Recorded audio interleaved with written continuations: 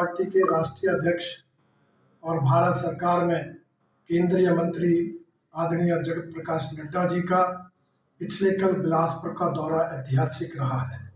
इस दौरान जहां भारतीय जनता पार्टी के जिला भर के कार्यकर्ताओं ने उनका स्वागत सत्कार किया, अभिनंदन किया, वहीं उन्होंने इस दौरान एम्स हॉस्पिटल में जाकर एक महत्वपूर्ण बैठक की अध्यक्षता की और उस बैठक में जहां उन्होंने एम्स के स्तर को सुधारने के लिए उपयोगी निर्देश दिए, वहीं कुछ महत्वपूर्ण घोषणाएं भी की हैं, जिसके लिए हम उनका धन्यवाद करते हैं।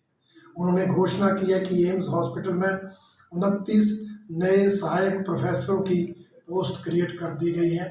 उन्होंने बताया कि पैरामेडिकल स्टाफ की 98 पोस्टें सृजित की गई हैं। निश्चित रूप से इससे एम्स के स्तर में सुधार होगा। 178 करोड़ रुपए एम्स के अंदर बॉयज़ और गर्ल्स के हॉस्टल्स के लिए, स्टाफ क्वार्टर्स के लिए और लेक्चर हॉल्स के लिए भी सृजित करने की उन्होंने घोषणा की है।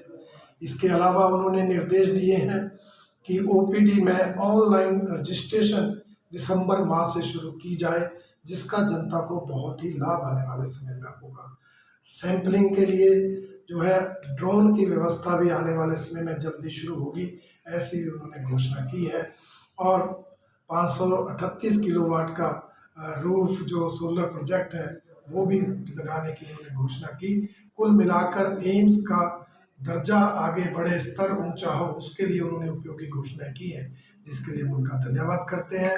हम धन्यवाद करते हैं उनका कि उन्होंने जहां प्रदेश को CRIF के अंतर्गत 293 करोड़ रुपये सृजित कराए, उन सड़कों में बिलासपुर की नवगांव बैरी सड़क भी आती है, जिसके लिए 80 करोड़ रुपये सृजित हुए हैं। और उसके साथ साथ ब्रह्मपुत्र से कंदरौर वाया घाघस सड़क के अपग्रेडेशन के लिए भी 12 करोड़ रुपये आए हैं, उसके लिए हम उनका धन्यवाद करते हैं। मैं ये जरूर आज कहना चाहता हूँ कि बिलासपुर के विकास में नड्डा जी का योगदान आम आदमी जानता है कि कैसे उन्होंने यहाँ विधायक रहते गांव-गांव में सड़कों पीने के पानी की स्कीमों के काम किए हैं और केंद्र में जाकर एम्स स्तर का हॉस्पिटल लाए, हमारा हाइड्रो पावर इंजीनियरिंग कॉलेज दिया, आज 4 लेन यहाँ आया है, रेलवे लाइन यहाँ आ रही है।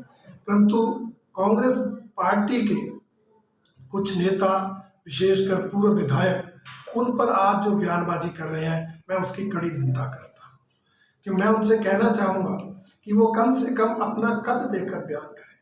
नड्डा जी जो राज्यसभा में सदन के नेता हैं, जो 2 विभागों के केंद्र सरकार में मंत्री हैं, दुनिया की सबसे बड़ी पार्टी के राष्ट्रीय अध्यक्ष हैं, उनके बारे में बयान देना उनको शोभा नहीं देता।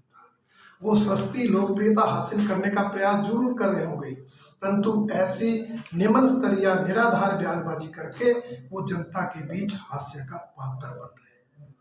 मैं उनसे ये कहना चाहूँगा, वो दूसरों के बारे में बोलने की बजाय अगर बिलासपुर के विकास में सहयोगी बनना चाहते हैं, तो जो बनुपली बरमाणा रेलवे लाइन प्रोजेक्ट के लिए 1350 करोड़ रुपए की देनदारी प्रदेश सरकार की है, वो प्रदेश सरकार से दिलाएं।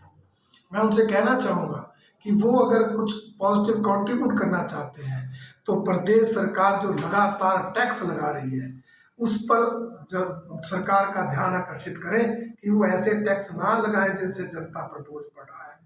पानी पर टैक्स, बिजली पर टैक्स, शराब पर टैक्स, डीजल पर टैक्स, कोई चीज़ ऐसी छोड़ी नहीं है। और पिछले दिनों तो टॉयलेट पर भी टैक्स लगाया, और जब हमारे नेताओं ने आवाज़ उठाई तो वो नोटिफिकेशन वापस ले ली। और मुख्यमंत्री ने जो कल बयानबाजी की है कि हमने कोई नोटिफिकेशन नहीं की, भारतीय जनता पार्टी के नेता झूठ बोलते हैं। मैं बताना चाहता हूँ, ये नोटिफिकेशन इस सरकार की 21 सितंबर की है, जिसमें इन्होंने 25 पे टॉयलेट पर टैक्स लगाया था। और उसके बाद जब हमारे नेताओं ने हमने आवाज़ उठाई, तो ये पिछले कल नोटिफिकेशन बैक डेट में जारी हुई है, जिसमें वो आदेश वापस हुए हैं। इसलिए ऐसी जो सरकार निर्णय लेकर वापस लेती है, ऐसी सरकार के जो नुमाइंदे हैं, वो इस तरह की निम्न स्तरीय बयानबाजी करते हैं, जिसकी मैं कड़ी निंदा करता हूँ।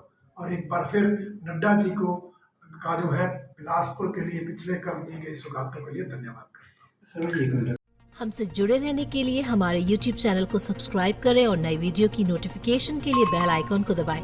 अगर आप ये वीडियो Facebook पर देख रहे हैं तो लाइक जरूर करें और ज्यादा से ज्यादा शेयर करें। इसी तरह के और भी अपडेट्स के लिए फॉलो करें हमारा Instagram पेज himachal.ke।